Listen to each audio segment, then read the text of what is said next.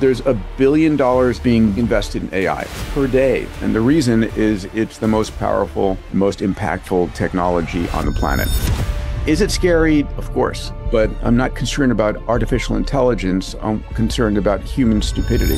What about just the job loss in general? A lot of what you thought you were good at is now going to be done by an AI. Ultimately, we're going to retool the jobs, and people are going to start to do things at a higher level than ever before. The issue isn't that we're going to find new ways to occupy ourselves and be relevant. It's the speed of the change. That's what's different today. We need visions of the future that are compelling and hopeful. My goal, my desire is that we can create a world where every man, woman, and child has access to all of the food, water, energy, the most advanced healthcare, the best education on the planet. You seem like you're probably the most excited, happiest, busiest you've ever been. I wake up every day and it's an extraordinary adventure, and it's like, okay, let's see what today has in store. We're going to have ups and downs, always will be. For me, it's living a life of gratitude, creating a life of abundance, helping people create a purpose-driven mindset, an abundance mindset, because your mindset is the most important asset that all of us have.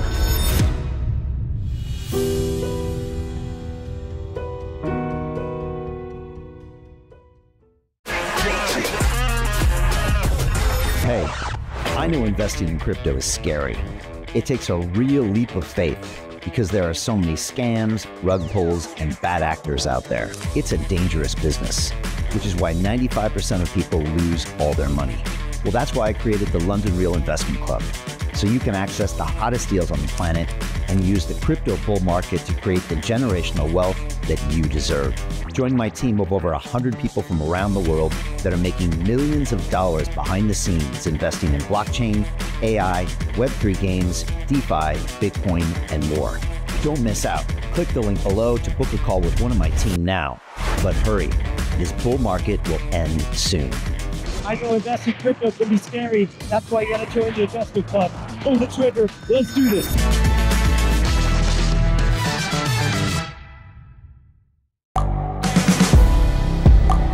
The world is changing.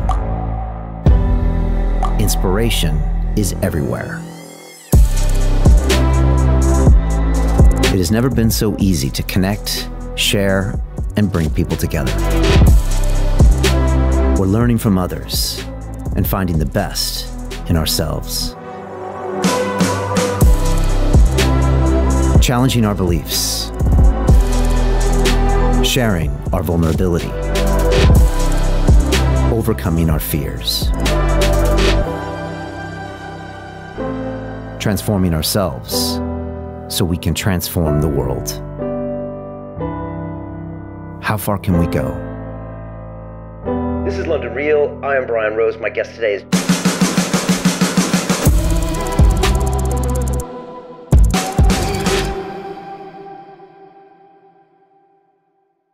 This is London Real. I am Brian Rose. My guest today is Peter Diamandis, the entrepreneur, philanthropist, author, and world-renowned speaker. You've spent your career backing bold ideas, from private spaceflight to robots on the moon to extending the human lifespan. You started over 20 companies, written 3 New York Times bestselling books, and were named one of the world's 50 greatest leaders by Fortune magazine. You're also the founder and executive chairman of X Prize Foundation, where you've created over $300 million in global prize money over the last 30 years, working to solve humanity's grandest challenges, from decarbonization to lunar exploration to AGI safety. You've said that aging is a disease and one that we now have the tools to treat, thanks to exponential breakthroughs in gene therapy, cellular reprogramming, and diagnostics. You ultimately believe that the convergence of AI, robotics, genomics, and nanotech will not just disrupt industries, but redefine what it means to be human.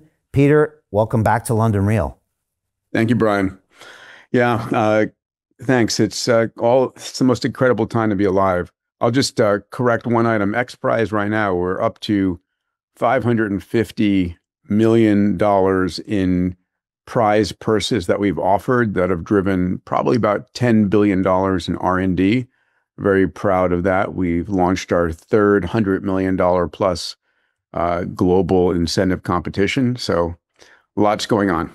Yeah, I love that. And I really want to dive into this latest one. I was watching that trailer earlier today. It's super exciting and super relevant. You know, I just turned 54 years old. And so, you know, I guess it's a little more relevant maybe the older you get. And of course, my parents are getting older and this stuff starts to really resonate as far as the longevity. So look, I really want to jump into that. I checked, Peter, our last conversation was almost 2 years ago. And I think at that point, I was asking you for the state of the union of artificial intelligence. And so I wanted to check in with you real quick and kind of find out, how do you think the last 2 years were? Do you think that we've come about as far as we thought we were coming? Do you think there's more danger or less danger?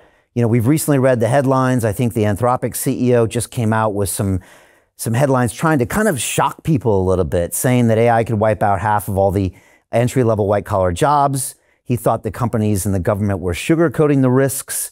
We've had the AI godfather, Joshua Bengio, that said some of the models are lying to users. You tweeted out recently talking about how the OpenAI models can resist shutdown and sabotaging kill switches. But you also, Peter, are always the guy that says, look, I'm super optimistic.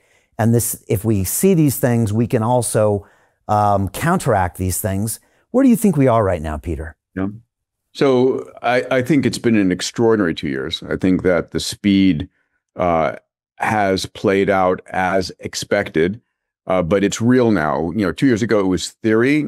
Today we're on the verge of the release of GPT-5 from OpenAI, Grok 3.5. We just saw Gemini 2.5. All of these are just numbers and names.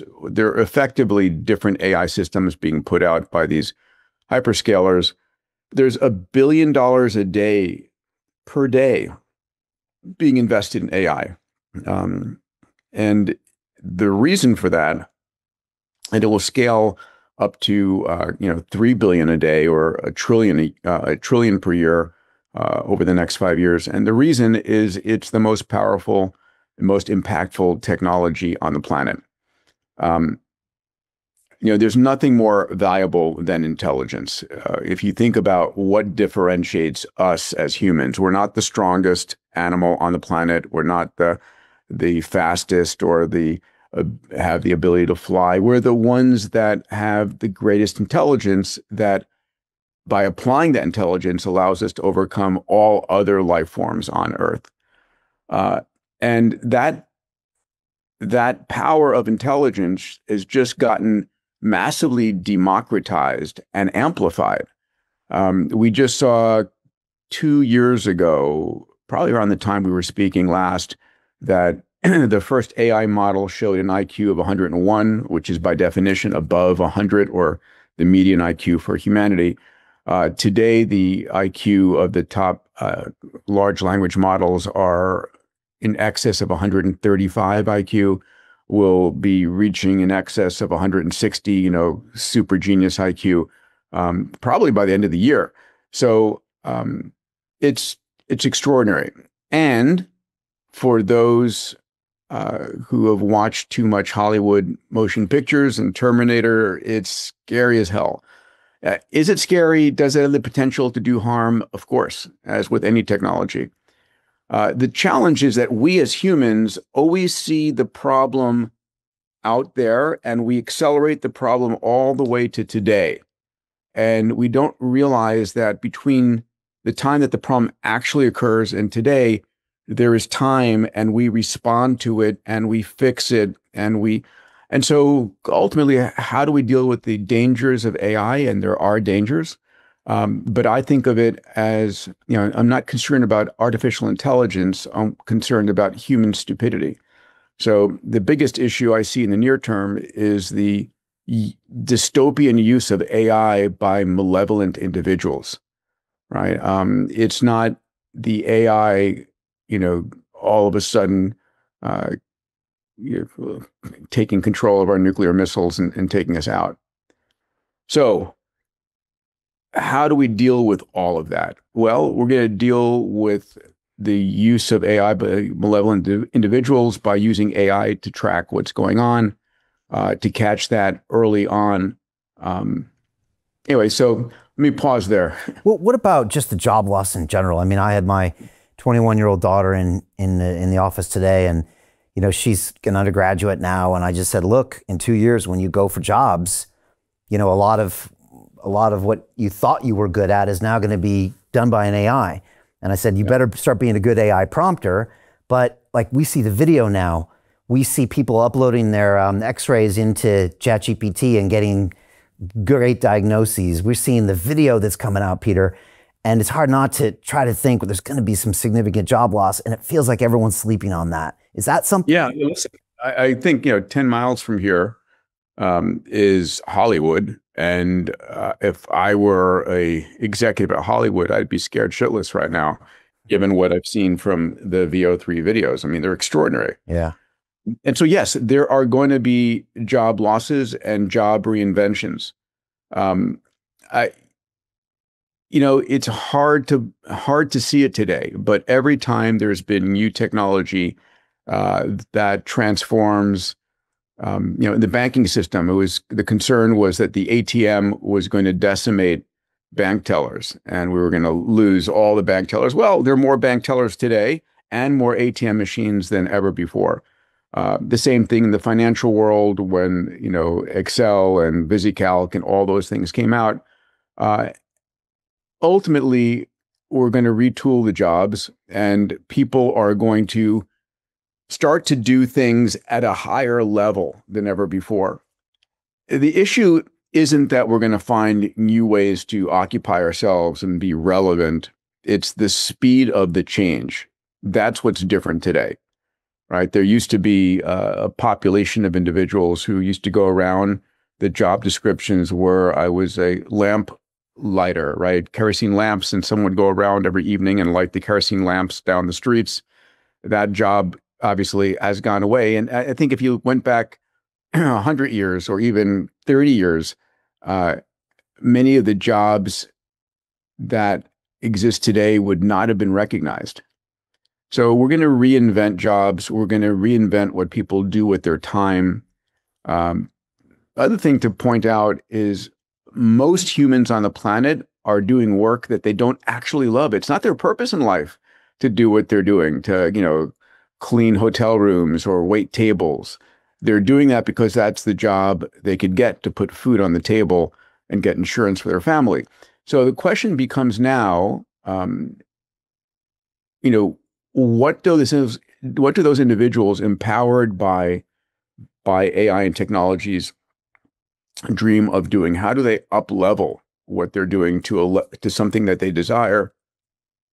I think we're going to need to have some version of UBI, universal basic income, as wealth begins to get concentrated in the hands of small groups of individuals and companies because of AI and humanoid robotics, which we should also talk about. Yes. And we're going to need to figure out how that capital gets redistributed. And then with that money, how people begin to reinvest in themselves to do things that have higher value to them, allow them to fulfill their dreams, to have a more purposeful life. Do you foresee a future 20, 30 years from now where, people are working 4 hours a week, or people are just doing very limited work, and there is so much abundance created by the AI that the ecosystem works and the economy works, and like you said, people are just going deeper on things that give them more joy? I do. I mean, this was the topic of my first book back in 2012, Abundance: The Future is Better Than You Think, laying out this notion that technology is the force that takes whatever was scarce and makes it more and more abundant. Elon has jumped on that bandwagon, as has Mark Andreessen and a whole slew of, Sam Altman. They get the abundance theme right now. AI and humanoid robotics are going to create a massive uptick in global GDP because we're going to be able to produce far more with far less labor and far less cost. But that increasing GDP is now going to have to be redistributed to individuals who then use that capital to pursue their desires. There's an Indian I don't know, call him a mystic, a gentleman by the name of Sadhguru. You may know his name. Yeah, I've had him on the show. And I love his thinking. And we were on stage together at a summit in St. Petersburg, probably about, I don't know, 8 years ago. And he said something I'll never forget. He said, technology is the means by which humanity takes a vacation from survival. So for most of human history, our job was to survive. That was our job. This last 100, 200 years where we have jobs like, podcast host or financial advisor or, chief AI officer. These are recent inventions of jobs, but historically it was, where do I get food? How do I get shelter? How do I, help my child who's sick? That was survival. That was our job, survival. And technology has allowed us to take a vacation from surviving and to pursue a higher calling. So, I think about that a lot. And can AI become the wind under everyone's wings? I, for one, the work that I do, my goal, my desire, my heartfelt belief is that we can create a world that uplifts every man, woman, and child, where every man, woman, and child has access to all of the food, water, energy, the most advanced healthcare, the best education on the planet. In the same way that, these devices, and there are more, cell phone subscriptions on the planet than there are humans, these devices enable us to have AI in our pocket, which is our best diagnostician. So everyone's got the best healthcare at some point very soon, and the best education, right? It's Aristotle is your son or daughter's personal teacher. And that becomes an extraordinary world. I think every mother wants a world where they know their kids are going to get the best education, the best healthcare, and can pursue their dreams. I think I was talking in Dubai to Mo Gaudet, ex-Google X. Yeah, Mo's a dear friend, yes. I love Mo. And again, I had him on a couple of years ago as well. The same year I had you on, just to get the State of the Union on where we were. And I think he mentioned to me, he said, Brian, the entire economy is driven by consumption and consumers, and America's a massive consumer. But, if those people are soon on UBI, he said, yeah, we'll make more productive things with the robots, et cetera, but who's going to consume it? And I was just wondering if that's something that's on your mind sometimes, because we might not have that really deep consumer base that are buying all of these things. And I'm just wondering if that's something that comes to your mind sometimes. Well, I think we're going to consume, but what we're going to consume is getting demonetized substantially. So, for example, healthcare today is super expensive. The U.S. spends more than any country and has like one of the lowest levels of health compared to it. But and I'm in this business, I'm in the business of delivering the most advanced healthcare on the planet through one of my companies, Fountain Life. And so I understand the economics of it in detail. The expensive part of the healthcare system isn't the blood test. It isn't even the MRI. It's the physician's time. It is the human labor there. But we're going to head to a point where, we talked about this a few minutes ago, the best diagnostician, the best physician on the planet is in fact an AI. That cost is effectively zero. It's not too far from now where the best surgeon on the planet isn't a human. It's a humanoid robot running one of the most advanced AI models. And this humanoid robot, has seen every possible surgical variation and is tuned to see in infrared, ultraviolet, in microscopic detail, far more than any human can. So in this world, the cost of consuming healthcare, the cost of consuming education, demonetizes to near zero.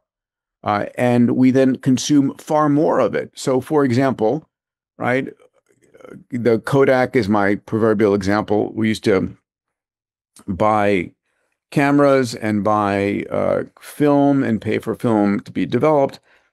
Peter Thiel took $500,000 and turned it into $1 billion using the exact same techniques we're using inside the investment club. He met a CEO, his name was Zuckerberg. He pitched him the deal and he said, okay, I'll give you $500,000. Mark went public and sold the shares to people like you. Well, what happened to Peter? Well, he exited and got a 2,300x return. The wealthy invest in early stage companies, folks. The public markets are for suckers.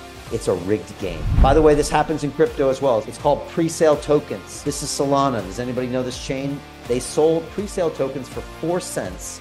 And you can see the date on there, April 5th, 2018. Look at Solana today, folks.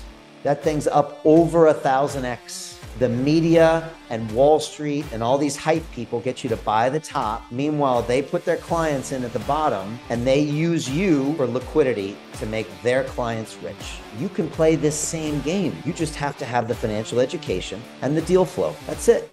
And now it's free. And we, instead of, one point, we're producing trillions of digital images per year and increasing, probably now tens or hundreds of trillions of images, because it's demonetized in cost. And so we're going to consume a lot more because the price of that and the quality is going to go up, driven by technology. Look, I want to jump into robotics, but just to finish with AI, what do you think the next 5 years look like? I think people have stopped talking about AGI because I think, as Altman said, it's not necessarily a fixed point in time, and the definition is kind of amorphous, and we're obviously making massive progress that people can kind of see this all happening. Well, what do you think things look like in 5 years? Do you think we'll still have kind of these big five that you mentioned, kind of the Anthropics and the Metas and the OpenAIs that are kind of really leading the charge? Do you think China will start playing in? Do you think there'll be other decentralized models? How do you think that plays out? Yeah, so there's without question, we'll still have, Microsoft and OpenAI and xAI and Meta, DeepSeek out of China, and other fast followers in China will rise to the occasion. And Google, I think Google is going to dominate once again, but we'll also have new approaches. I think, the current version of AI based on the transformer models and GPUs will run its course, and we will use AI to create new versions of AI that are far more energy efficient and that are able to approach intelligence from a different perspective. And there are different groups out there, but the fact of the matter is it's going to continue to accelerate at an expanding rate. This is an accelerating technology because AI is used to create better AI, just the same way we used to use computation to create the next generation of computation. And we had this exponential. It will continue to grow exponentially. And I think our ability to predict past the next 3 years is like zero. It's a singularity, so to speak. We can't see beyond this horizon. When I speak to, folks out there like Elon and other leaders in the field, again, if they're honest, it's like, okay, I can see out 2 or 3 years, but then after that, it's really hard because the breakthroughs that are going to be in the adjacent universes are truly unpredictable. But you're optimistic regardless. I am optimistic. I think at the end of the day, the most intelligent individuals and the most intelligent systems are peace-loving. Listen, I'm supporting Mo on one of the documentaries, Mo Gadot, one of the documentaries he's doing based on his book, Scary Smart, which is in production right now. And, I think that we're going to have a turbulent time for a 5 to 7 year period. And that turbulence is a result of malevolent actors. I don't think it's U.S. versus China. I think it's U.S. and China versus, rogue actors out there looking to cause disruptions for whatever reasons they have, either mental disorders or religious or whatever the case might be. And we need to stay frosty, if you would, stay, fine-tuned. And that's going to be using AI to identify those individuals and take them down before they do harm on a large scale. In the long run, as we develop, and yeah, I agree, AGI is a undefined term at best. But there is, artificial superintelligence where AI is orders of magnitude more intelligent than human beings.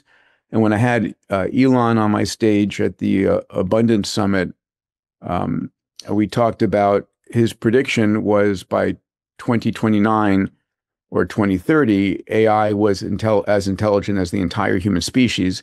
We can define that as digital superintelligence. That will come. There's no ceiling on how intelligent AI can get, relative to humans. Our intelligence is landlocked by our skull, right? 100 billion neurons, 100 trillion synaptic connections, and our skull is landlocked by the width of our mother's birth canal. Right. So we're not going to be moving that up, but we will be connecting our neocortex of our brain, the outer layers of our brain, to the cloud in the same way that my cell phone, when it does something very difficult, it doesn't compute on the phone. The phone collects the data and it goes to the edge of the 5G cloud. The computation gets done there and the answer comes back to my phone. I think we're going to end up in a scenario where, in the same way, if we want to understand a quantum physics equation and inherently visualize it, that may take place not in our brain, but in the cloud where the answer comes back and we see it in our visual cortex. But that's a different story. It's exciting times. All right, let's jump into robots. There was this headline on Bloomberg News a couple days ago that said China's startups race to dominate the coming AI robot boom. And it said Elon Musk worries the country will eventually lead in the field of humanoids.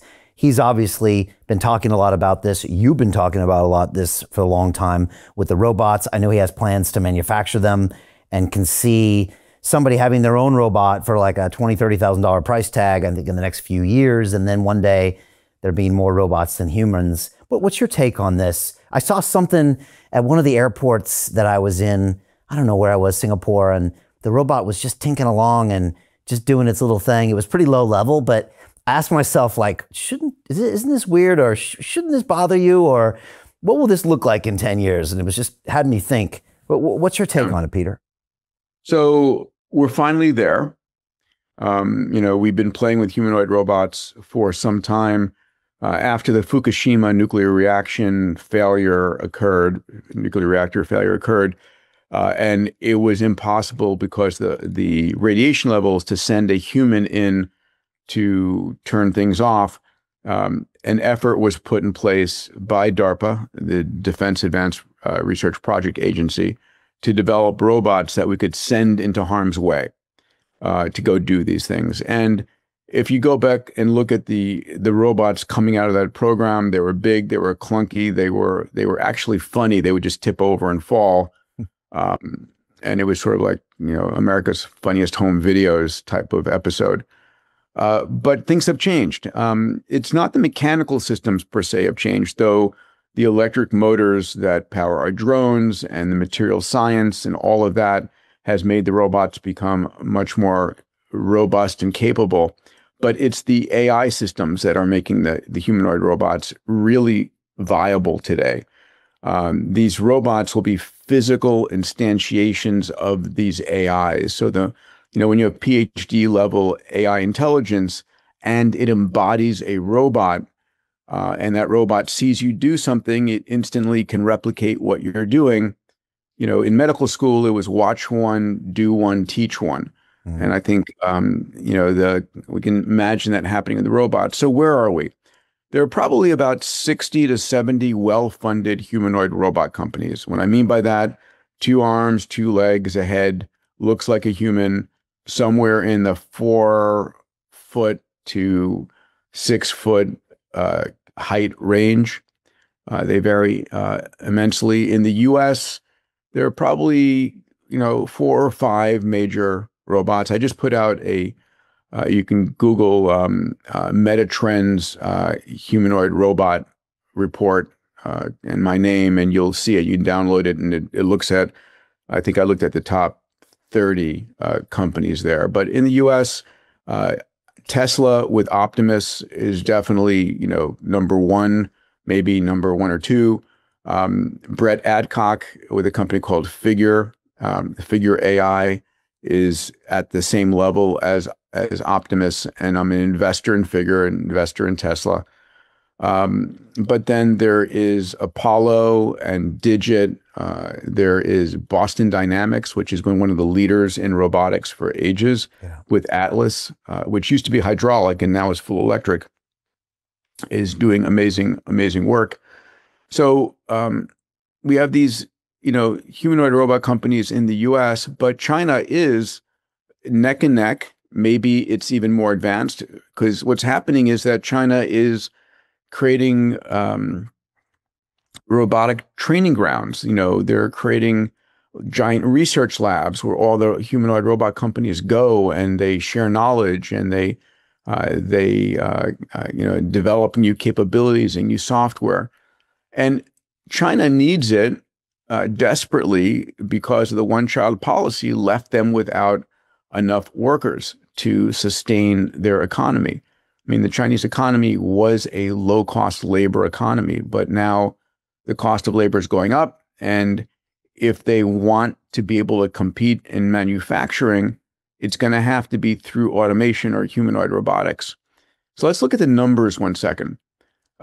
As you mentioned, both Tesla, both Elon and Brett Adcock project a cost of a high-end humanoid robot, right? We're talking human level or greater intelligence and capability, costing a purchase price of $20,000 to $30,000. Let's call it $30,000. If you want to lease that, you can imagine leasing it at $300 US dollars per month, which is what? It's $10 a day. It's 40 cents an hour. So 40 cents an hour for labor that works 24/7, doesn't have a fight with a girlfriend or boyfriend, doesn't have to do drug testing, it never complains, and is, capable of doing almost anything you ask it to, because it's got a level of intelligence that is extraordinary. So the question is, if it costs you $10 a day, $300 a month, how many of these would you own? I mean, just do the thought experiment a second, right? It is the most extraordinary in-home labor, outdoor gardening, all of these things. You can imagine that the average individual might own 2 of them or more if they want to put them to work. So when Elon says, I interviewed Elon on stage at FII in Saudi, and I said, so Elon, 2040, how many humanoid robots are there? And he said, his estimate was 10 billion. Wow. Why do I laugh out loud at that? It seems so, because I can't imagine how exponential this future is, right? That's 15 years. So, I asked my friend, what is it going to feel like when you see humanoid robots walking down the street, getting in the elevator to deliver something alongside you? And his answer was telling. He said, it's going to feel normal. We adapt so rapidly. So here in Santa Monica, Waymo is operational. This is Alphabet's autonomous car service, which is very rapidly scaling. My kids just had their birthday, and part of what we did was we put them and their friends in some Waymo rides just to have the experience. But there's I'll see 20 Waymos on the street per day. I don't drive that much. And the first time you see them, you're taking photographs. Oh my God, that's so cool. You're looking in to see, is there a driver in there, a safety driver? There's not.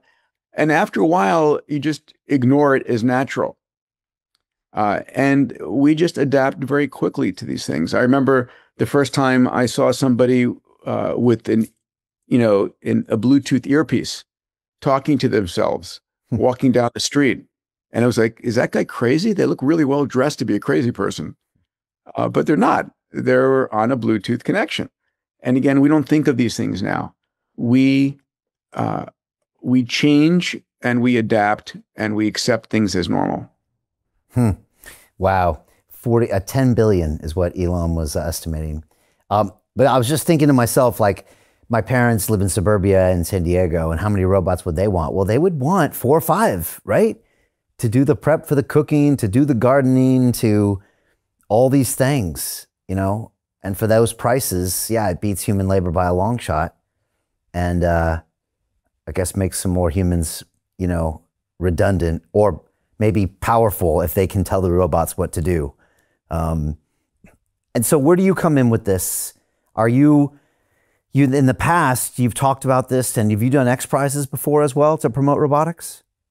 We did an X Prize to promote telepresent robotics, where you are a human driving the robot at a distance. And that was executed and awarded. But I think the current levels of AI have overcome that. It's unlikely you'll have a human mind driving the robot. You'll do that during training of the robot, but at some point, the robot has enough capability, enough knowledge base, having seen every permutation of gardening or every permutation of surgery, or every permutation of cooking and cleaning the house, that it's able to fully autonomously operate on its own. And all you would do is, I hate to use the word prompt here, but it's like, hey, instead of bacon and eggs this morning, can I have my protein shake? And it knows exactly what you mean and how to make it to perfection. Right. And do you think the shape will become humanoid when in fact it could be so many other things? Or do you think because it's compatible with the current design of the real world, it makes sense to be humanoid? I've had arguments with my best friends on this on my Shots podcast, and I'm clear that it will be humanoid because it is a little less scary for people versus something with 6 arms or a centaur torso walking down the street. And yes, it can crawl under a desk and it can reach into a cubbyhole that your hand normally goes into and pull something out.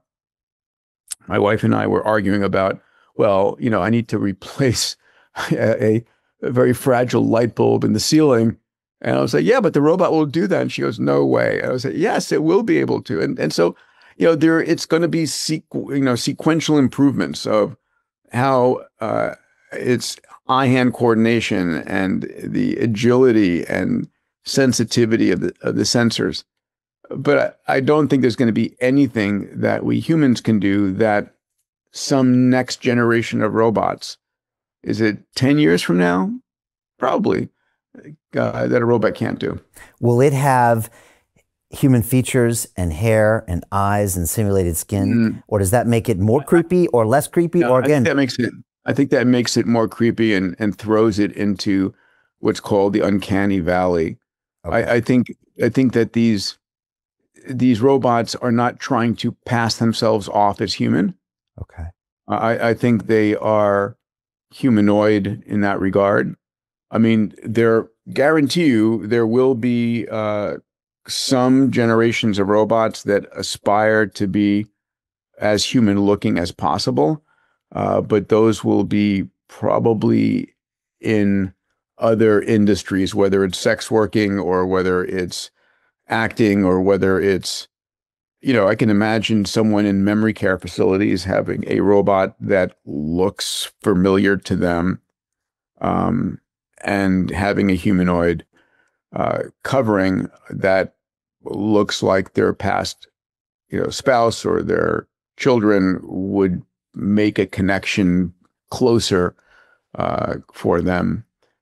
So there will be reasons that you might try and pass yourself off with a neoprene, perfectly shaped face covering.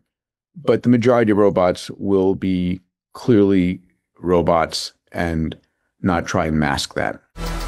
What the London Real Investment Club actually does for you, it gives you the keys to open that door to the inside deals. In the last 3 weeks, I've participated in 3 incredible deals: a layer 2 Bitcoin protocol, an incredible AI protocol. The deal flow is beyond what I expected. I don't think I've ever seen a model like this that just gives average folks the opportunity to be behind the deals. And that's exactly what we've done. Not only that, you get to hang out with Brian Rose every week. And for me, that was huge, because I look at Brian as somebody who's not only an expert in the space, and I think is on the leading edge, but just the leading edge of thought with London Real and the work he's doing there. To anyone who's taking a serious look at this, I know it's a big decision. It was a big decision for me and my family, and it is one of the best decisions I've ever made. So I wish you all the best and hope you come join us.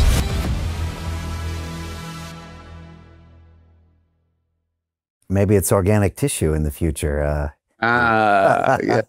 Jim Cameron has prepared us for that dystopian future. Yeah, but then again, it is a weird singularity, and we don't know what we normalize to. So who knows? Maybe in the future, people will get comfortable with it, and they'll just say, "For God's sakes, just give them a face already." But to be seen. I guess that's another real singularity that probably isn't even getting much press right now. Just the fact that we might be surrounded by more robots than humans. That's another thing to deal with. You used the term correctly, and I just want to take a second to describe that. Yeah. Ray Kurzweil famously wrote the book "The Singularity is Near," and then a follow-on called "The Singularity is Nearer." Not the most imaginative title out there, but when you ask what is a singularity, and it borrows the term from physics, where a singularity has this event horizon out of which light cannot escape. And the way people should think about it is there is a moment in time that I can't predict what's next, that the world is moving so rapidly and there's so many more new inventions and so many new interactions and capabilities and adjacent universes or adjacent business ideas, adjacent technologies that haven't been created yet but will be created, that it's a effectively singularity. I can't see beyond that moment in time. And there will be a singularity around every field, because I can give you a pretty good understanding of where health and longevity is going to be over the 5 to 10 year time frame, but I can't tell you 20 years out. AI, I don't think I can tell you more than 3 years out. Robotics, probably 5 or 6 years out. And so these are these event horizons beyond which, there is so much at play, so many different directions it could go. I wouldn't dare to guess. I got a phrase that I repeat to myself every day: trust in the unknown.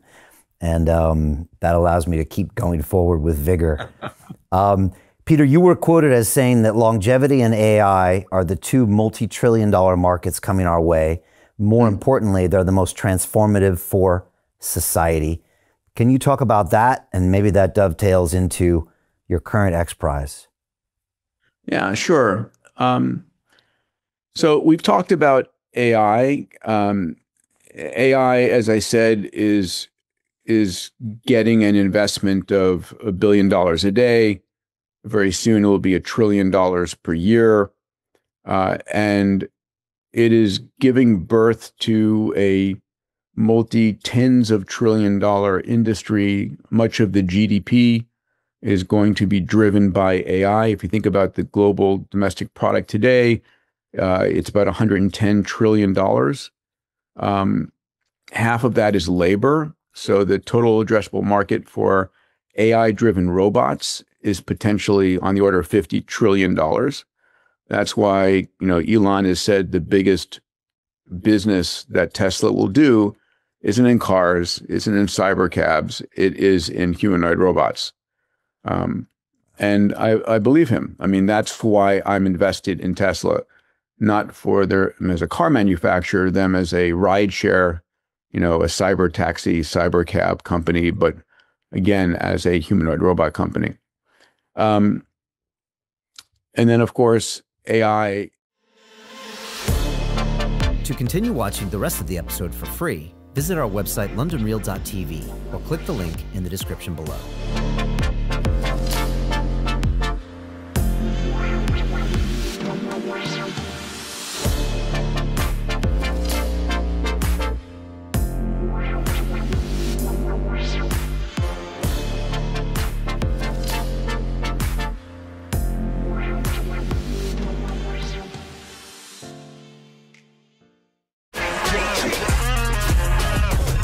Hey, I know investing in crypto is scary. It takes a real leap of faith because there are so many scams, rug pulls, and bad actors out there. It's a dangerous business, which is why 95% of people lose all their money. Well, that's why I created the London Real Investment Club, so you can access the hottest deals on the planet and use the crypto bull market to create the generational wealth that you deserve. Join my team of over 100 people from around the world that are making millions of dollars behind the scenes investing in blockchain, AI, Web3 games, DeFi, Bitcoin, and more. Don't miss out. Click the link below to book a call with one of my team now. But hurry, this bull market will end soon. I know investing in crypto can be scary. That's why you gotta join the investment club. Pull the trigger. Let's do this.